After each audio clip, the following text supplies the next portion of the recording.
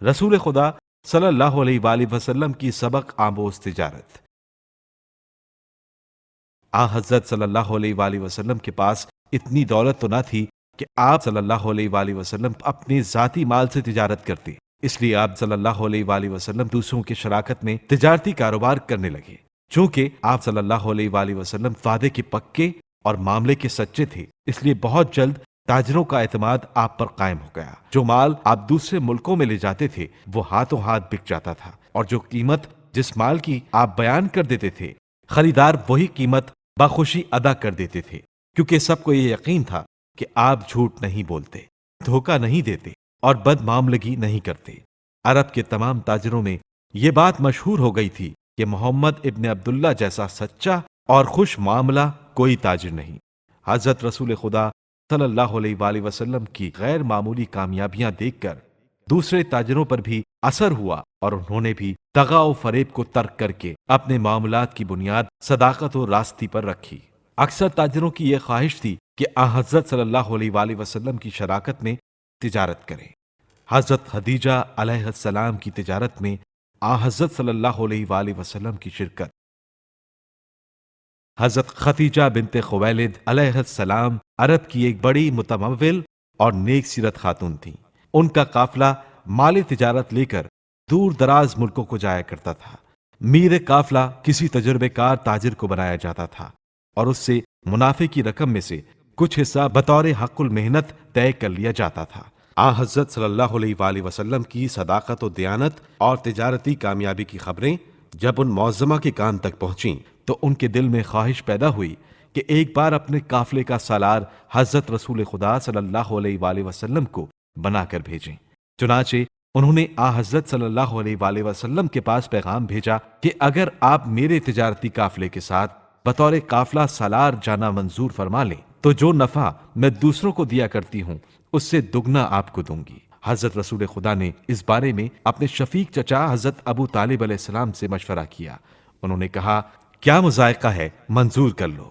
غرض کہ آپ صلی اللہ علیہ وآلہ وسلم حضرت خدیجہ علیہ السلام کے تجارتی قافلے کے ساتھ شام کے سفر پر روانہ ہو گئے۔ حضرت رسول خدا صلی اللہ علیہ وآلہ وسلم کی برکت دیکھیں کہ اس مرتبہ امید سے کہیں زیادہ نفع ہوا اور سارا مال بہت جلد فروخت ہو گیا۔ واپسی پر جناب خدیجہ کے ملازموں نے حضرت صلی اللہ علیہ وآلہ وسلم کی راست بازی، دیانت داری اور خوش معاملگی کا جب تفصیلی حال احوال سنایا تو وہ نہایت حیران ہوئی۔ ملازموں نے یہ بھی کہا کہ ان کے قول پر تمام تاجروں اور کاروباری لوگوں کو اس قدر یقین ہے کہ جو قیمت وہ زبان سے کہہ دیتے ہیں کسی کو کم و بیش کرنے کی ہمت نہیں ہوتی۔ لوگ بڑی خوشی سے یہ چاہتے ہیں کہ ہمارا کوئی معاملہ محمد سے ہو۔ وہ نہایت ہی سادہ زندگی بسر کرنے والے آدمی ہیں۔ وہ کسی کی گندم کا ایک دانہ بھی بلا استحقاق لینا گوارا نہیں کرتے، چاہے نفع ہو یا نقصان۔ سچ بات کہنے سے کبھی نہیں چوکتے، نہ کسی کو کم دیتے ہیں اور نہ کسی سے زیادہ لیتے ہیں۔ ہم نے بہت سے لوگوں کے ساتھ سفر کیا لیکن بازار میں ایسی ساکھ کسی ایک کی بھی نہ دیکھی، یہ اخلاق و عادات کسی ایک میں بھی نہ پائے۔ ہم محمد ابن عبداللہ کی مزید تعریف نہیں کر سکتے۔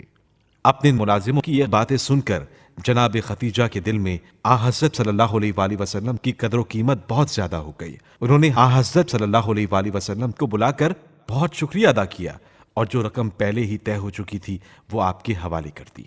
حضرت خدیجہ علیہ السلام سے رسول خدا صلی اللہ علیہ وآلہ وسلم کی شادی۔ جناب خدیجہ مکہ مکرمہ کی بڑی عقل مند، نیک خصال اور پاکیزہ نفس خاتون تھیں۔ بڑے بڑے امیر اور رئیس ان سے شادی کے خواہش مند تھے، مگر وہ کسی کو بھی نظر میں نہ لاتی تھیں۔ البتہ جب انہوں نے حضرت صلی اللہ علیہ وآلہ وسلم کے محاسن اخلاق اور ذاتی کمالات کا تذکرہ سنا تو آپ صلی اللہ علیہ وآلہ وسلم سے شادی کرنے کی بڑی آرزو مند تھیں۔ اس سلسلے میں انہوں نے ایک خاتون نفیسہ بنت منبع کو حضرت رسول خدا صلی اللہ علیہ وآلہ وسلم کی خدمت میں بھیجا تاکہ اس بارے میں آپ صلی اللہ علیہ وآلہ وسلم کی رائے معلوم کرے۔ اس نے حضرت رسول خدا صلی اللہ علیہ وآلہ وسلم کی خدمت میں حاضر ہو کر حضرت خدیجہ کا پیغام پہنچایا تو آپ صلی اللہ علیہ وآلہ وسلم نے فرمایا پہلے میں اپنے چچا حضرت ابو طالب سے اس بارے میں مشورہ کروں گا، اس کے بعد ہی جواب دوں گا۔ اس خاتون کے چلے جانے کے بعد آ حضرت صلی اللہ علیہ وآلہ وسلم اپنے چچا کے پاس آئے اور اس امر کا ذکر کیا۔ انہوں نے فرمایا کیا مذائقہ ہے، ضرور اس امر میں کوشش کرو۔ میں جانتا ہوں کہ خدیجہ نہایت نیک دل اور پاکیزہ سیرت خاتون ہے۔ غرض کے باہمی صلاح و مشورے کے بعد آپ صلی اللہ علیہ وآلہ وسلم کا رشتہ طے پا گیا اور نکاح کا دن اور وقت مقرر ہو گیا۔